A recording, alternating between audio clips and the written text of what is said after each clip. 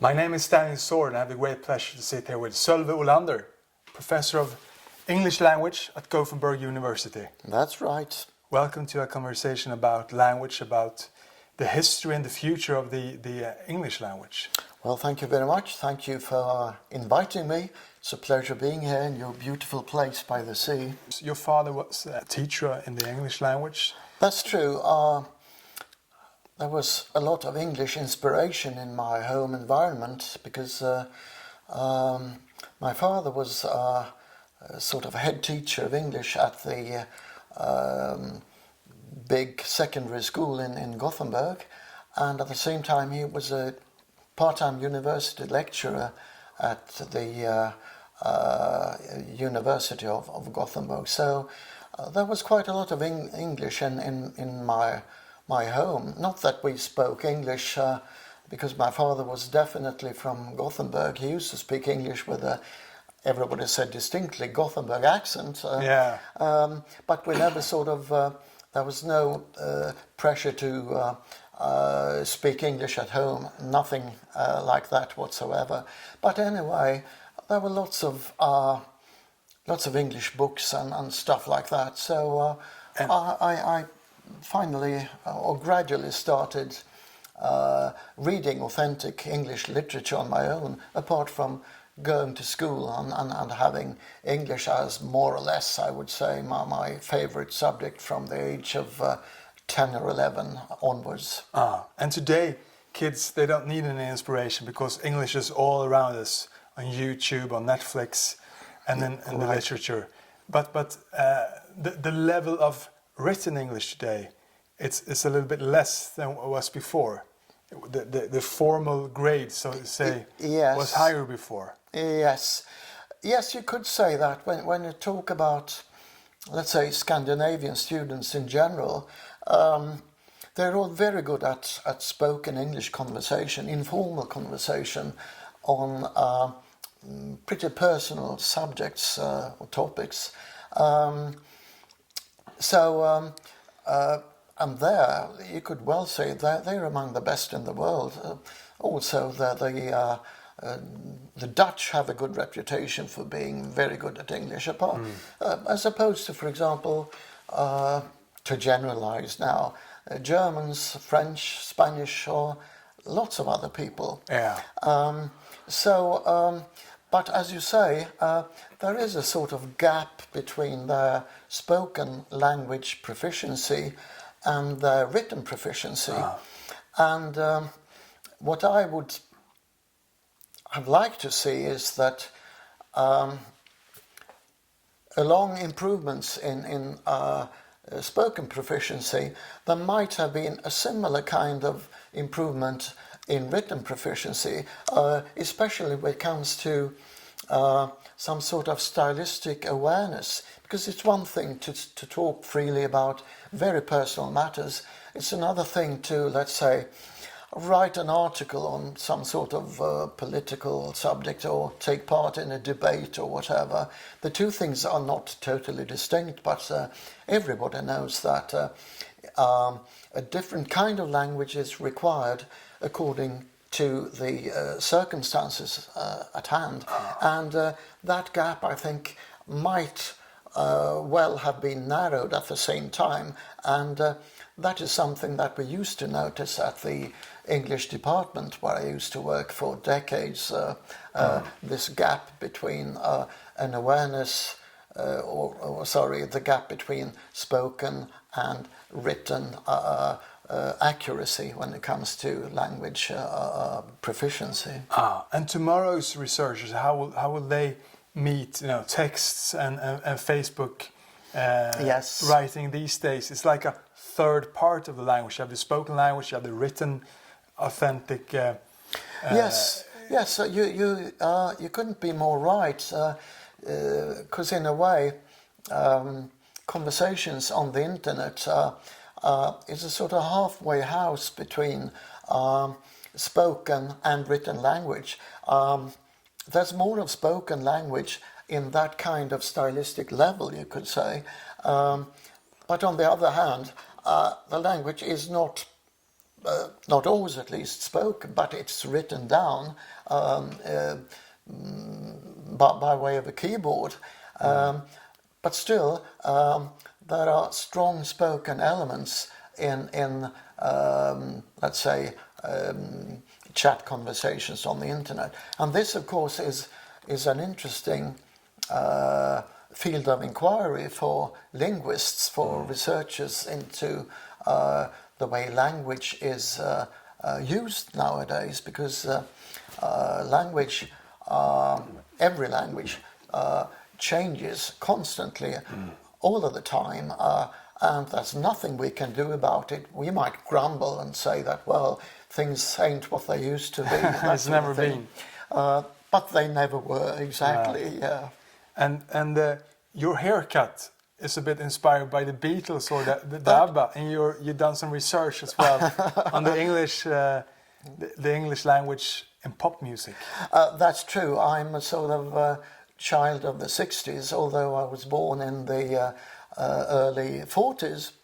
So I've got a certain perspective of things, and I used to spend quite a lot of time in London, and when London was called Swinging London, and of course in the heyday of the Beatles and the Stones and various other pop groups in those days. And as a linguist, a few decades later, I was fascinated by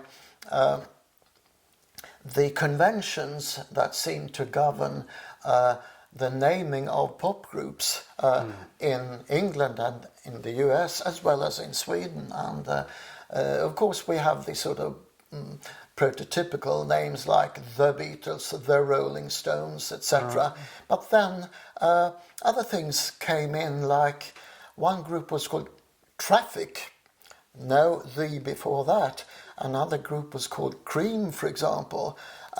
So things started to happen in the late, I would say, 1960s or something like that. And fun thing is, the definite article, the in front of the Beatles, the Who, the whatever. I was so happy, so surprised to find that one actual group had sort of hooked onto this. So this group, I'm not sure I ever heard them. They called themselves what? Well, the two definite articles in a row, which must be unique, really. Yeah, yeah. And the same thing, roughly, was at hand for Swedish pop groups, and there, as well as in English pop groups, you could find group names consisting of a whole sentence.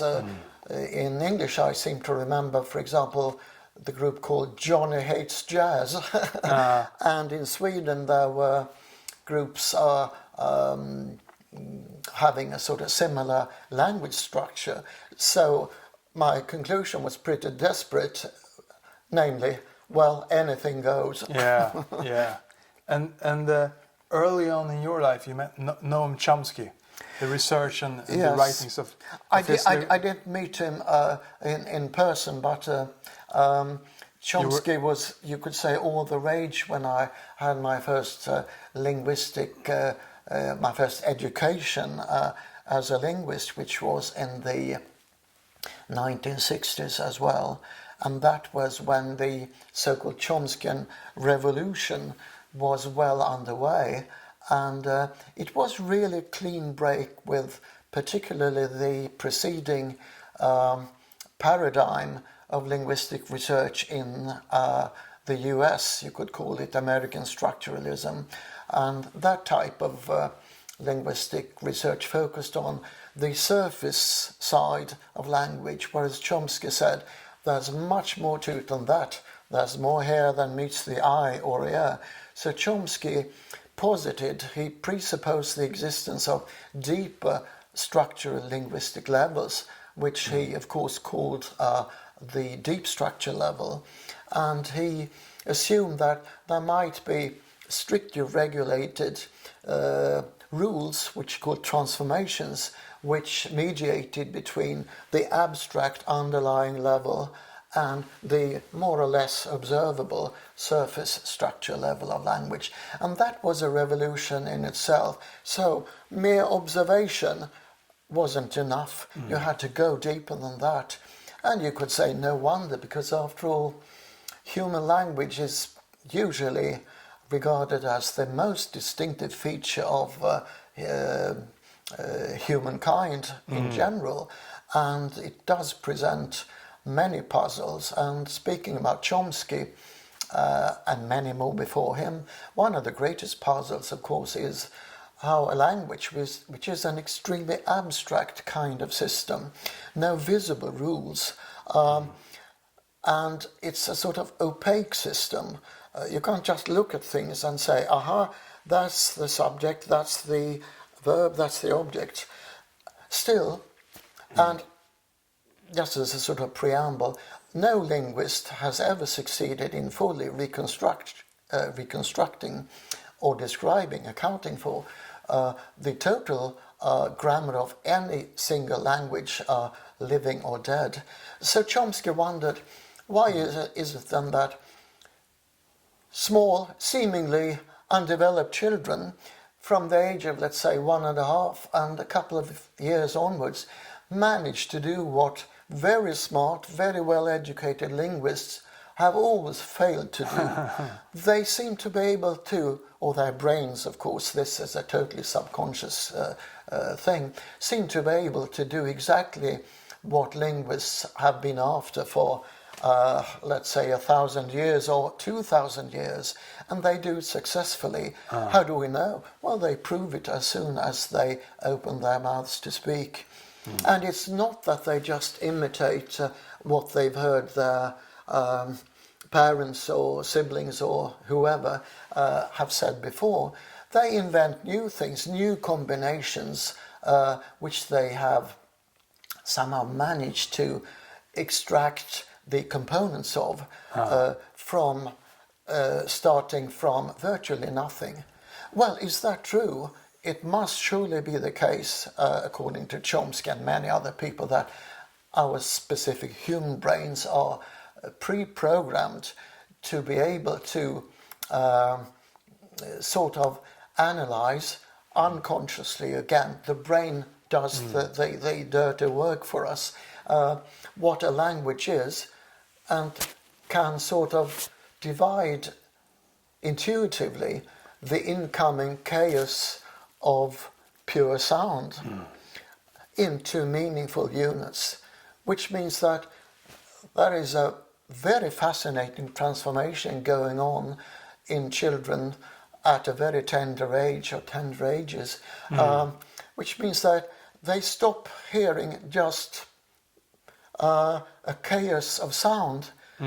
They start hearing words, or rather they start hearing meanings, and that is a fantastic intellectual achievement, you could say, and it's a pity we can't know exactly how we did it. But it's a fascinating story, and each and every one of us has been successful, more or less regardless of intelligence. It's not governed by that at all.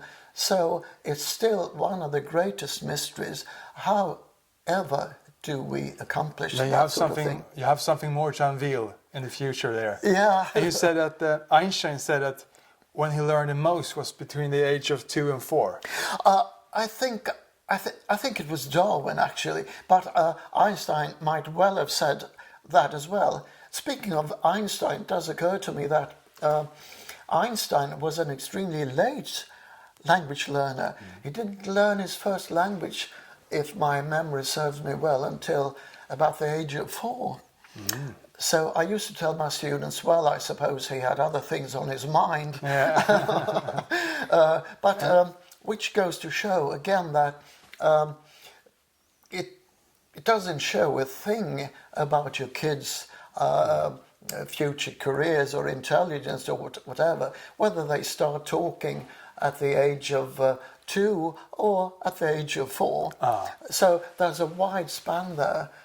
You know what, Daniel, I used to refer to my old to my two eldest kids when I taught students. I said that my first son, Rasmus, who's now 46, he took his time doing this, you know, and he kept saying da, da, da to everything.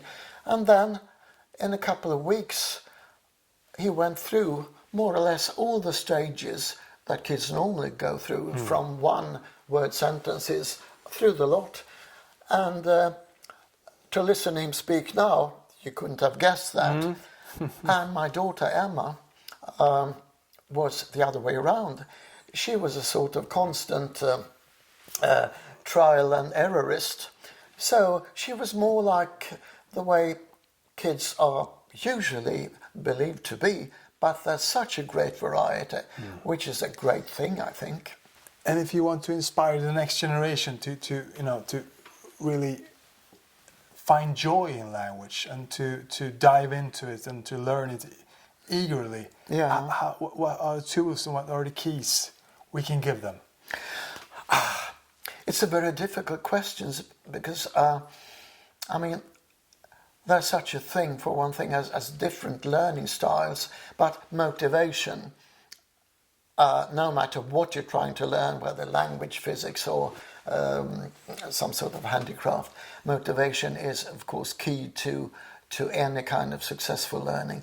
And which means that without a sort of element of pleasure or satisfaction, it's difficult to learn such a thing as language, because a language consists of thousands and thousands of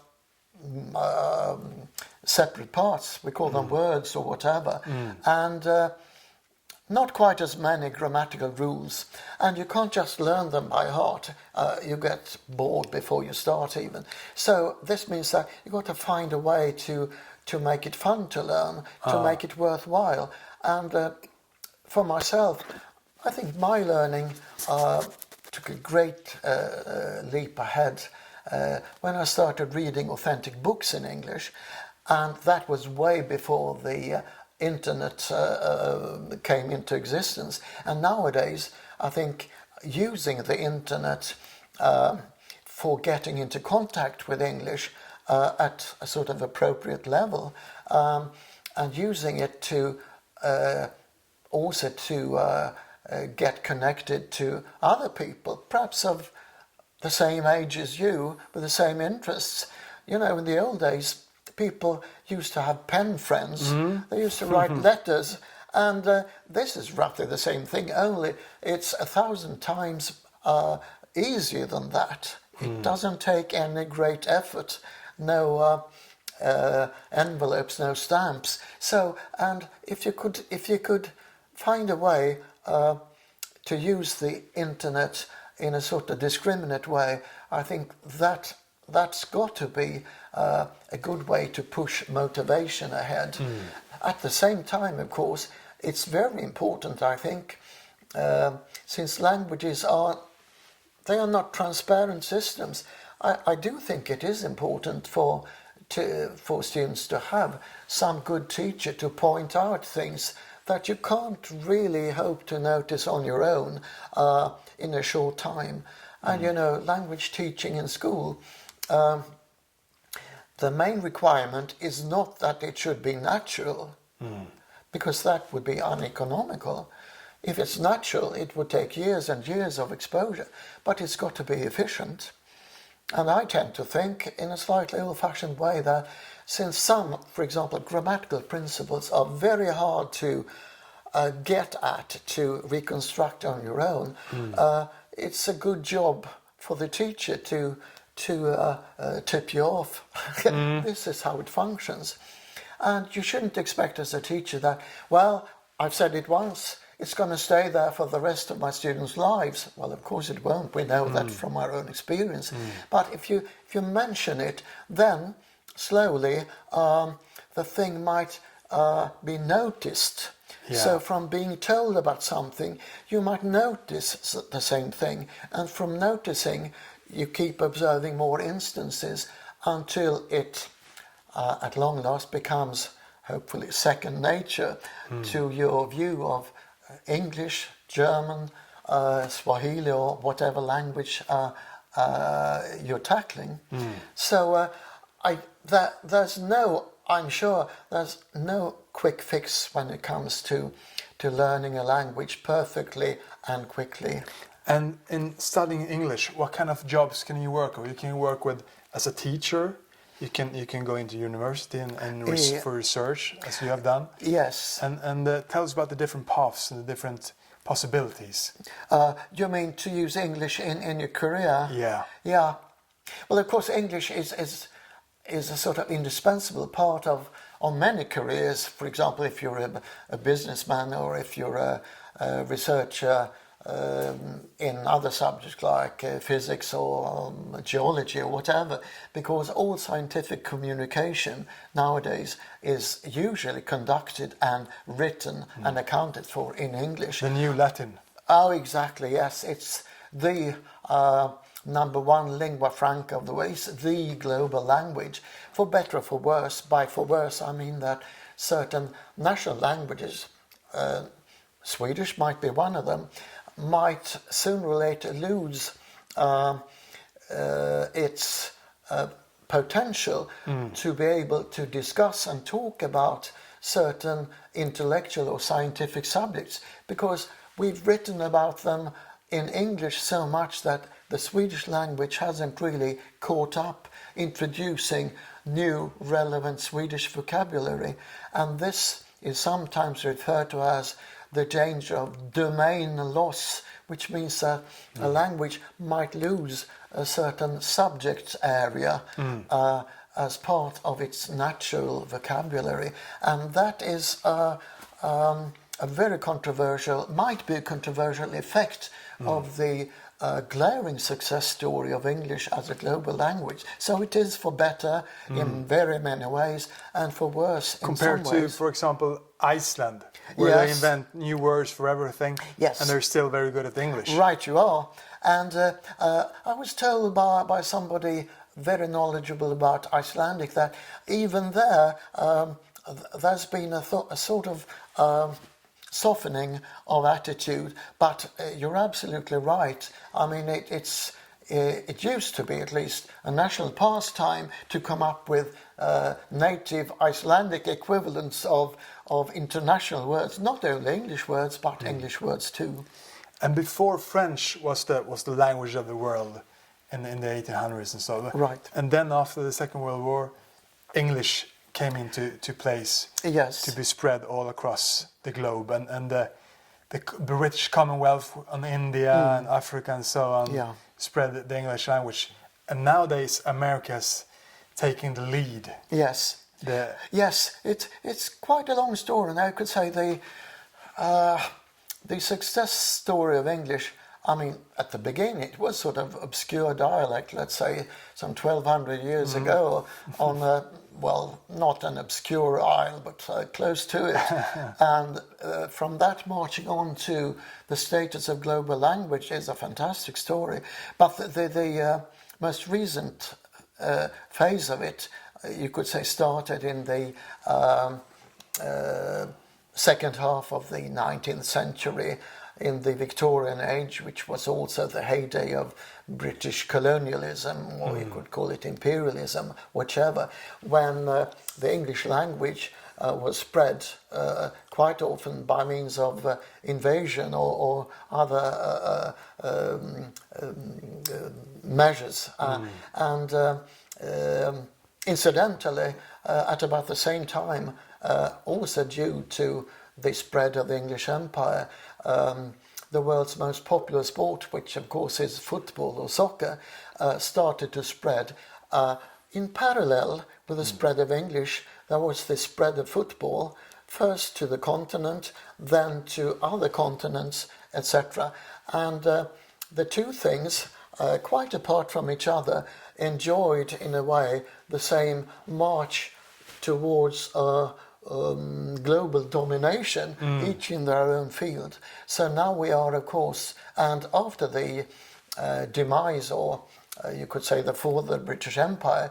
Of course, there was another empire, if that's the right word for it, the USA, taking over in an even more straightforward way.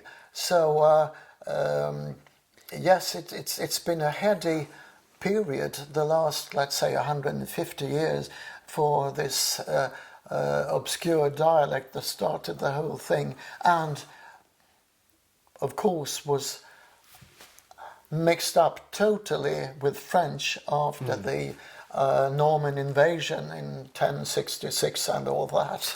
And you told me Shakespeare, he wrote something about soccer as well. It was a different kind of sport then, just like the theatre where ordinary people went to the Globe, his theatre That's in true, London. yes. And by Shakespeare's time, the French element was, of course, well integrated into English, and it had been decided then that English should be the official language, because French at one time threatened to take over, but it didn't happen. So in the late Middle Ages, English staged some kind of comeback, and by Shakespeare's days, it was again well established as the sort of ordinary language for the British Isles. But there were lots and lots of French loans in it. And talk about football, by the way, since I'm into football. You've written language. a lot about the soccer language. Yes, I'm into that, doing research on soccer language, and hopefully being able to. This I'm doing with a close friend and colleague of mine at the University of Gothenburg, Gunnar Berg, and talk about Shakespeare. In Shakespeare's days, football was well established as an extremely rough sort of pastime. Playing dirty was the rule, so it was a brutal game, sometimes I think ending in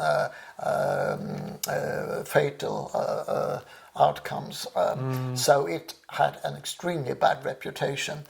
And nowadays, of course, it's again the most widespread global sport, and it's interesting in a way because the language used in communication about football is, of course, a very sort of special language. I mean, if you don't know football, you haven't a clue what, for example, offside is or what penalty. For example, if you hear a phrase like "they were awarded a penalty," it would sound a bit strange to award somebody a penalty, but of course it's an award for the team that gets the penalty in football. So it's a special language, all right. At the same time, football is such a widespread phenomenon that football language, and that's the interesting thing, is very much a sort of, is part of general language in a way. You find parts of it in general language dictionaries, but we're trying to publish, hopefully within a year's time or so, keep your fingers crossed, an English-Swedish football language full of words and also phrases and idioms having to do with football. So for me, I mean, football is a great interest of mine. It's a sort of privilege to be able to combine my interest in football with my interest in language in general and in English language in particular. And it's one kind of language on the field, and then there is one kind of language in the spectators, so that's cursing. Absolutely, and all of these aspects will have to go into the dictionary. The way language is used among players on the pitch, and the way it's used by spectators or people on the internet, and the way it's used by so-called pundits, that is, commentators being experts, expert commentators. And these are totally different types of football language. Of course, they are combined in the subject of football in itself, but there are different rules. For example, the laws of the game, the rules of football, are written in a very sort of formal, almost legal kind of language, stipulating the rules, how big should the playing field be, that sort of thing, and how tall should be the posts be, any number of things, and the offside rule, everything has got to be very specifically put down on paper. And that is different from players shouting to one another, "Man on, look behind you, mate," or "dead wrong, ref," that sort of thing. So it's fascinating because it shows language within a seemingly narrow content sphere. It shows language in all its glorious variety, you could say. And the language of football, how has it evolved in the last couple of... It keeps evolving all the time. I remember when I was a kid, I went to the World Cup in Sweden in 1958, and I just turned 15. And at that time, there was only the original sort of formation on the pitch, which meant 5 attackers, and there were 3 half-backs, 2 backs, and 1 goalkeeper. And among the attackers, you could go from outside right, inside right, centre forward, and then going on to the outside left. And these terms, they aren't forgotten, but they are never used anymore. For example, now when they use formations like the well-known 4-4-2, which means 2 attackers, 4-back formation, and then 4 midfielders, nobody talks about an outside or inside right anymore. But except for 2 numbers, the old centre forward used to be number 9, and quite often you'll hear references being made to, well, he's a classic number 9, which means he's the classic kind of centre forward. And also you could talk about, well, Messi, for example, he's a number 10, and he's much more than that, such a brilliant player, really. So some of these old traces of the old way that football tactics used to be like, they do remain, which is fascinating. But at the same time, there are changes all the time, and it's quite easily noticed that, for example, Sweden is at the receiving end of new English terms, so they are usually imported into Swedish. For example, the penalty area in English is quite often called the penalty box or just the box. And if you listen to some Swedish commentators, they quite often refer to the penalty area as boxen, which means the box simply. So you get it all the time, the import of English words and expressions, and that of course doesn't go for football alone, but certainly there too. So English is a great exporter of vocabulary to, I would say, all languages of the world. And exactly, so both, I mean, people meet in soccer all across the globe, in the favelas of Rio and so on. It also carries the language, the English language. So it's a combination of just like with pop culture. Yes. It's like a container of a sure way that will survive for tomorrow. Do you think that over time, in a couple of decades, how will the English language transform? I think it will. As I said, any language is bound to change, except for those who have already sort of died. Language death is a very, in a way, tragic phenomenon, but a very real one. But a big language like English won't die in the near future, but it will change.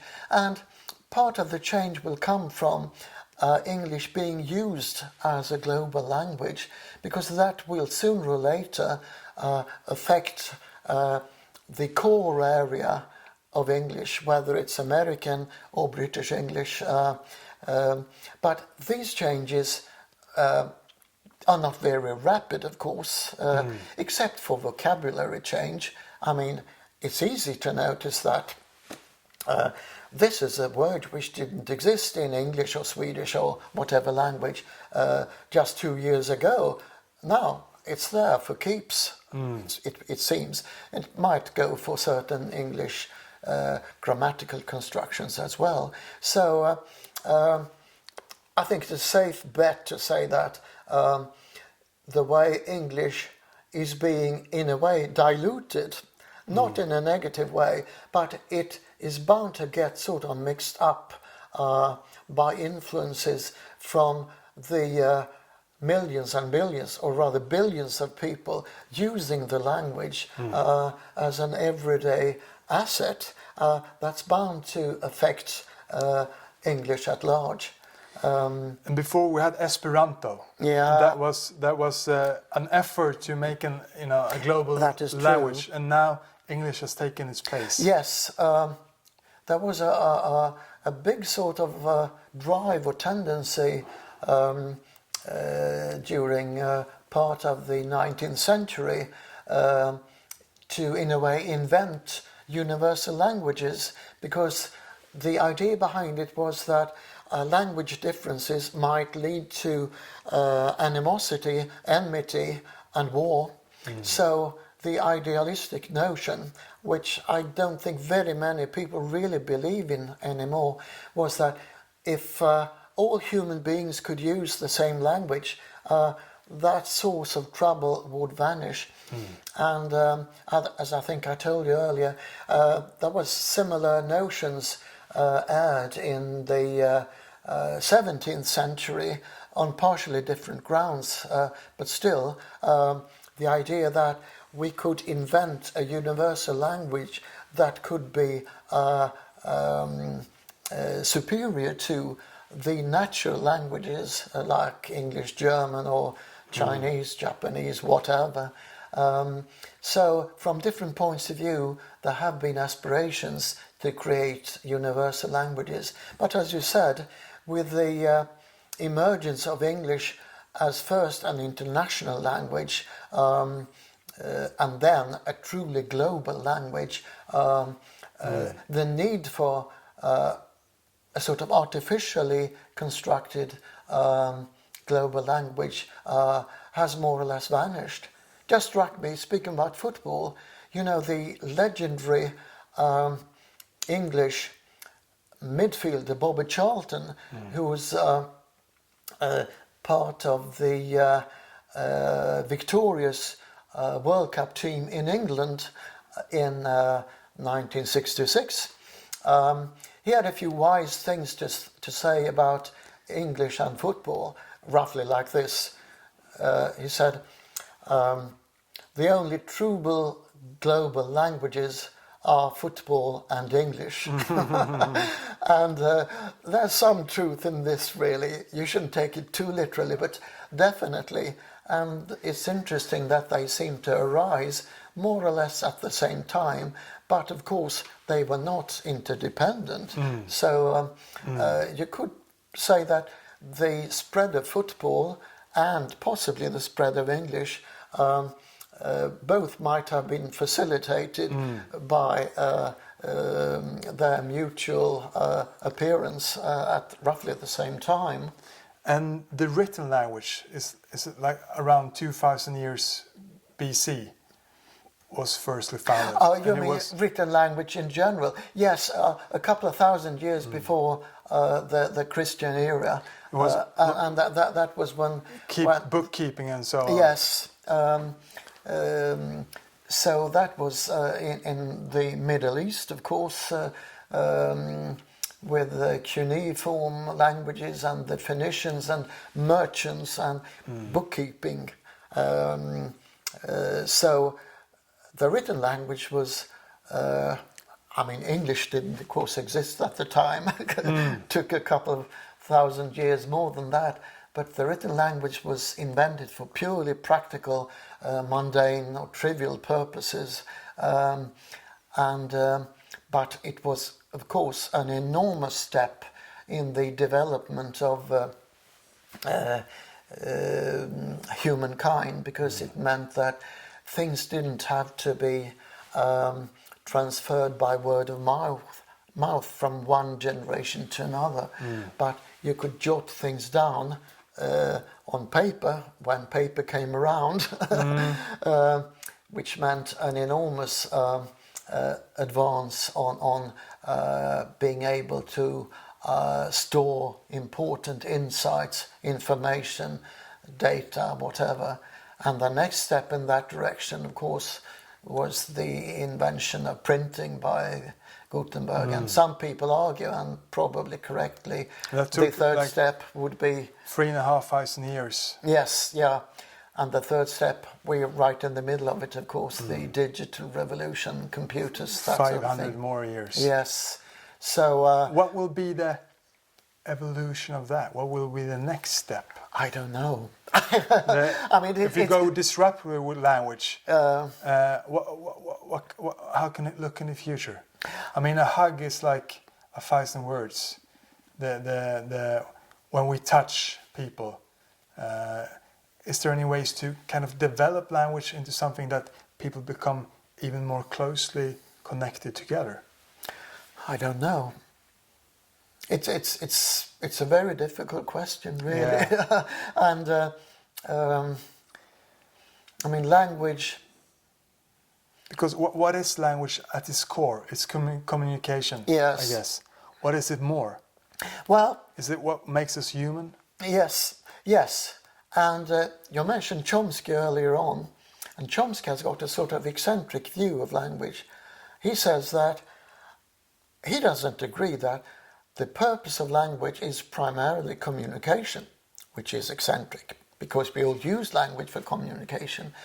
He rather implies that communication is a sort of beneficial side effect of the appearance of language or a language ability in our brains due to, and this is of course sheer speculation on his part, but it's interesting speculation, due to a sort of mutation which might have occurred less than 100,000 years ago, at the same time when certain artifacts began to turn up for archaeologists and other people to dig up.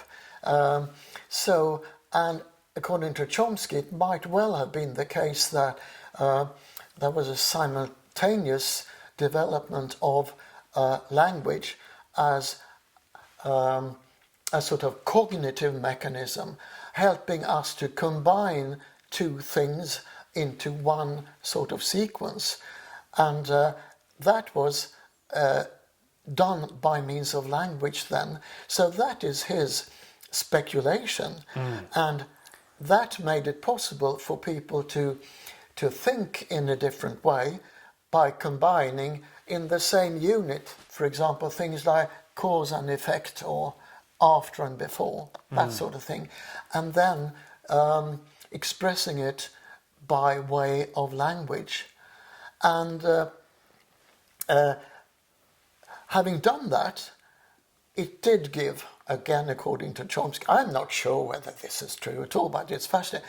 Having done that, language was sort of externalized, being used for precisely effective, increasingly so, effective communication. But Chomsky has the idea that the similarities between human language and, for example, different types of animal language, the similarities, according to Chomsky, are so slight, so insignificant, that there's no reason to suppose that the two have really very much, or perhaps anything at all, in common. And these are heady musings on the part of Chomsky, the linguistic revolutionary. But it's interesting to ponder these questions. And it's difficult to prove, of course. Conflicts and wars are started over a lack of communication. Yes. And Wittgenstein said that darüber man nicht sprechen kann, müsse man schweigen. Yes. Is it?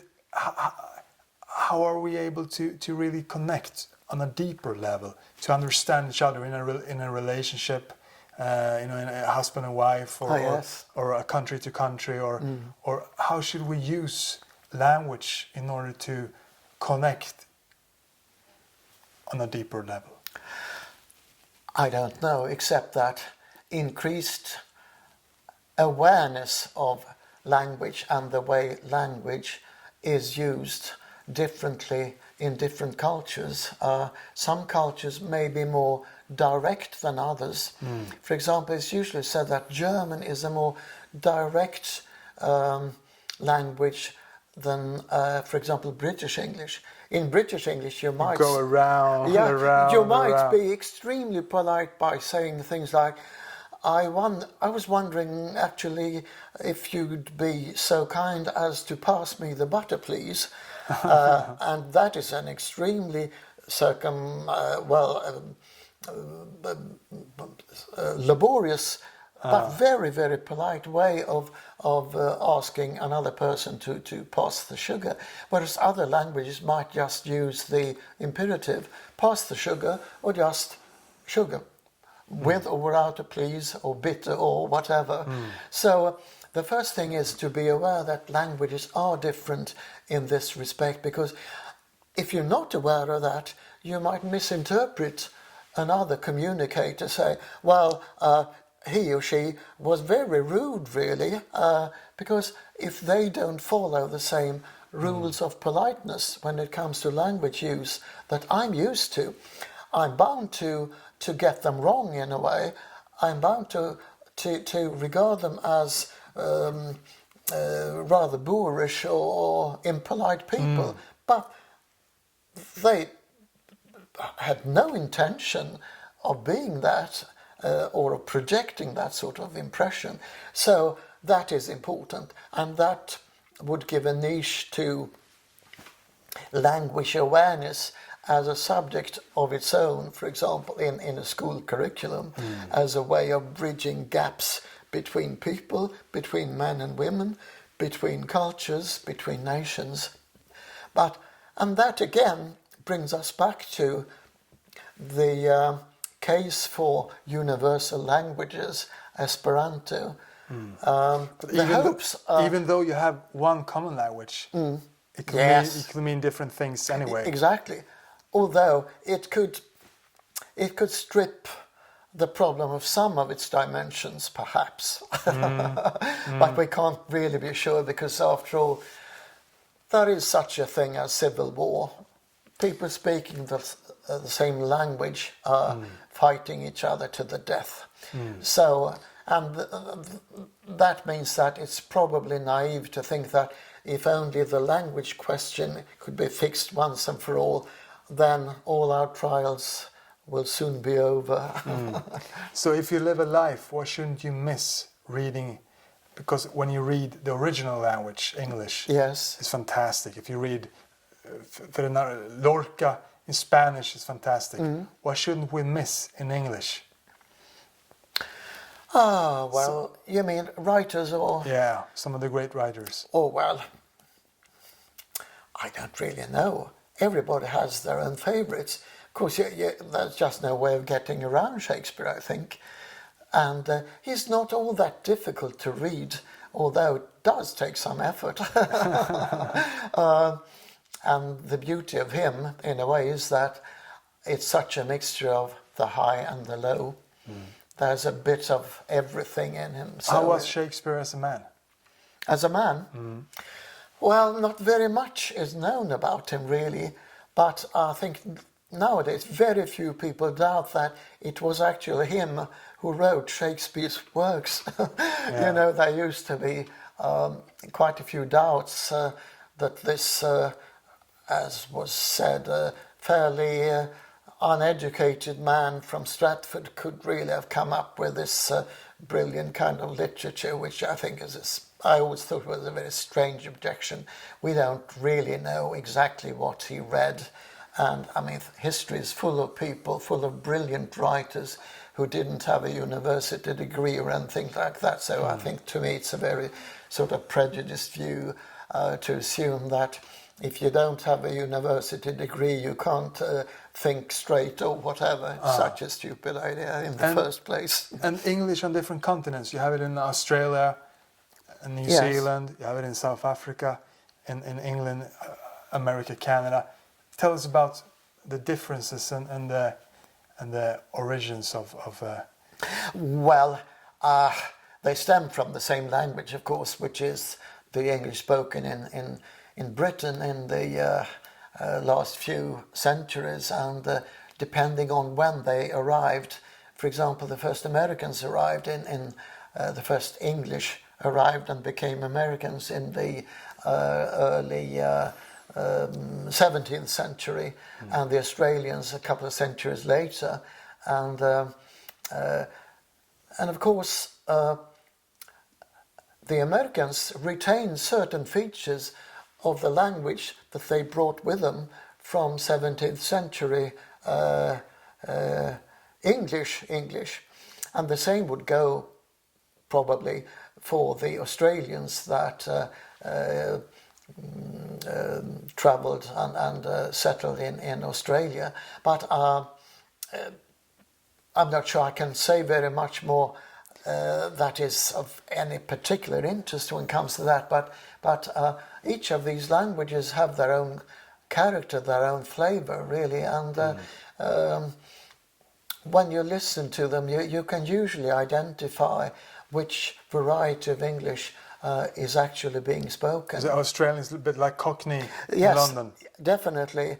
And in the US, you can usually hear that whether it's one dialect or the other, that this is certainly no British English. And you can hear it when it comes to intonation. To my mind, American intonation is more even, whereas British intonation might have lots of very high tones and dramatic curves, for example, demonstrating surprise or stuff like that. So in a way, I always thought that American English intonation might come easier to, for example, Swedish students and many students than sort of classical British RP recede pronunciation. But that again is just a speculation. And there's a lot of Nobel Prize winners in who has written in English, but who has come to America or England later on in life and are not born with the English language. How is that difference between being born with it and use it in writing and coming in as an immigrant? Are there pros and cons? Yeah. I think the fascinating thing is that quite a few people learn English after their sort of receptive years have ended, because it's usually said that there is a threshold for effectively learning a new language. We were born with that capacity as children, but approaching puberty, it will switch off more or less, and you have to learn a new language in another mode. But the fascinating, and it's difficult to learn, for example, a totally accent-free kind of foreign language after a certain age. But the good news is that you don't have to be accent-free, of course.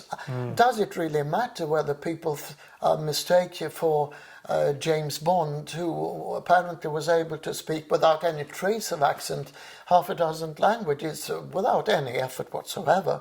No, you don't have to. And the thing is, if you have a good vocabulary, I mean, when Einstein spoke English, nobody thought he was a Native American, but not a Native American in the sense of an Indian, but born in America. Nobody believed that. Did it matter? No, it didn't matter. And the same would go for Swedish with our occasionally characteristic intonation, sometimes referred to as the Swedish sing-song, raising the tone at the end of a sentence. And Norwegians would be prime candidates for that as well, of course. And in the US and in Britain these days too, there's a number of different types of accents. Some of them are native accents.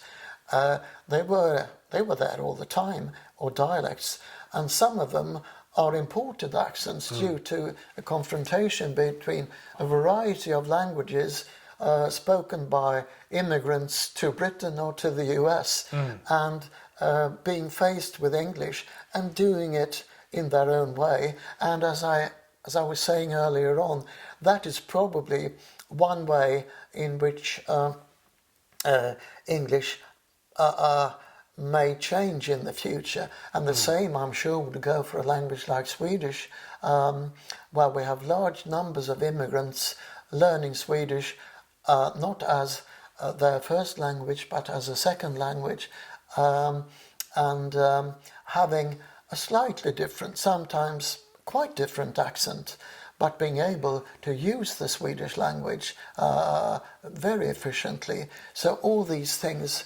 having to do with large-scale political events will sooner or later affect the host language, I would say. And your favorite word in English? My favorite word, oh dear, that is difficult. Well, there is a dictionary word which I like very much.